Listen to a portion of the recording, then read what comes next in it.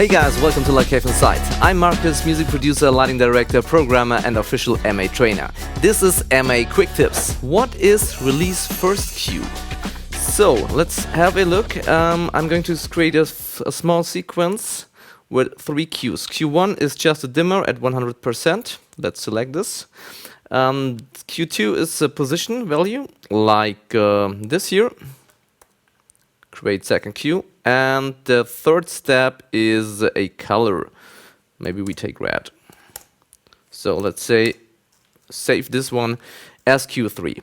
Now let's press go. This is Q1 as we have started.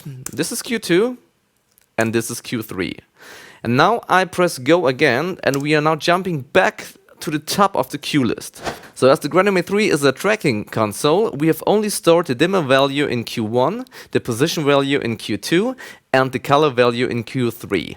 But now, if we are jumping back from Q3 to Q1, it should normally nothing happens because the dimmer is already on and we only track the values, but it is still releasing everything. This is why.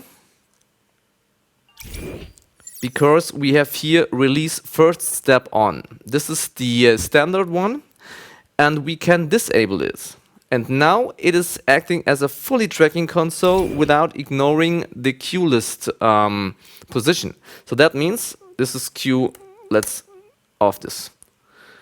Q1, only dimmer value. Q2, only position value. Q3, only the color value. And now if I'm going to jump back to Q1, nothing will happen on the stage because the dimmer value has already been set to 100, and on Q2 the position has already been set, and in Q3 it's also tracking only the value. So that means that when we have the release first step option disabled, it's not releasing the values and it's fully tracking them through from the last cue to the first cue again. Thanks for watching, see you next time, bye bye.